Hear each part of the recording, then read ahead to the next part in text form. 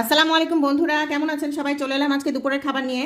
আজকে এই যে আমি এটা রান্না করেছিলাম, ওই যে টুনা ফিশের ঝুড়াটা করেছি, একদম মাংসের মতো খেতে। আমি জানি না আপনারা এমন করেন কিনা, টুনা ফিশ দিয়ে বা মাছের যে কোনো আইটেম দিয়ে আপনারা এরকম ঝুড়া ঝুড়া করেন কিনা জানাবেন। তো আমি খাওয়াটা শুরু করছি। আমি আজকে একটু টুকটাক রান্না বান্নাই করেছি, আমার দেরি হয়ে গেছে আজকে খেতে। এই যে বিসমিল্লাহ। অসাধারণ, একটু লেবু দিয়ে দিচ্ছি। এটা খেতে যে কি মজা! টুনা ফিশ কিন্তু ক্যান ফুডা পাওয়া যায়, মানে ক্যান, ওই যে দেশের বাইরে থেকে যেটা হয়, প্রসেস হয়ে তারপরে মানে ক্যান ফুড হিসেবেও খাওয়া যায়।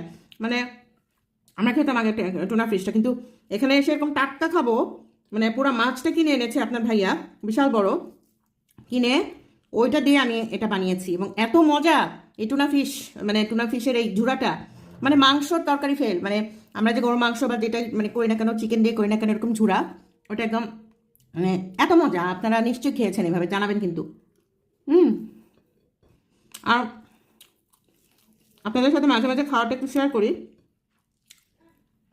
কী করবো, সবসময় তো ভিডিও বানানোর সময় পাই না। তো খাওয়া শেষে কিন্তু আরেকটা জিনিস আছে, মানে এটা খাওয়ার পর, আর এটা বানানো খুবই সহজ, আমি দেখিয়েছি। এত মজা লেগেছে আমার কাছে। আর এটা খেলে আমার কাছে মানে আমি ইলিশ মাছ খাচ্ছি। আপনাদের এমন মনে হয় কিনা জানি না। টুনা ফিশ আমরা যেটা খাই, বাজার থেকে আনি, মানে ক্যান ফুড হিসেবে অনেকে খাই, আমি এর আগেও বলেছি। তো এটা খেতে আমার কাছে ইলিশ মাছের মতো লাগে। এখানে আমি যে আসছি, আমি ইলিশ মাছকে মানে অত একটা মিস করি না, কারণ ইলিশ মাছের একটা টেস্ট এটাতে আসে। এখন আমি এই যে আসল যে মজা, এই যে এটা নিব ডাল, আর ডালের মধ্যে আমি একটু ইয়ে দিয়েছি, বোম্বাই মরিচ দিয়েছি, এটা দিয়ে আমি খাবো। ডাল দিয়ে বোম্বাই মরিচ, কী যে মজা, কী যে মজা রে ভাই! খেয়ে দেখবেন, এটা আমি সবটাই খাবো। এইখানে বোম্বাই মরিচ যে একেবারে ঝাল না তা কিন্তু না, এখানে মরিচগুলো কিন্তু ঝাল আছে। যারা ঝাল খেতে পারেন খাবেন বা খান, আমি জানি। আমার কাছে খুব মজা লাগে ডাল দিয়ে বোম্বাই মরিচ। আচার নিতে ইচ্ছা করছে, কিন্তু এখন আর আচার নিব না। ওরে বাবা, সেরকম মজা! আমি কিন্তু প্রচুর ঝাল খাই স্কুল লাইফে।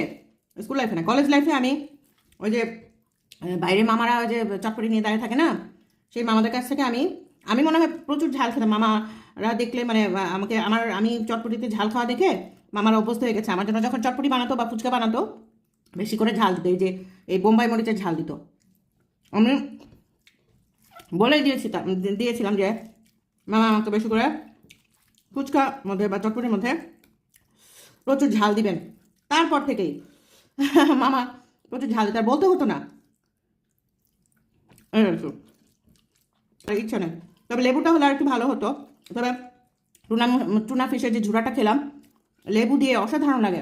আমি একদিন আপনাদেরকে ইয়েটা দেখাবো, কি কাবাবটা, টুনা ফিশের কাবাব এত স্পেশাল, এত মজা হয় এবং খুবই উপকারী। টুনা ফিশটাই উপকারী, সেটা বলছি। হুম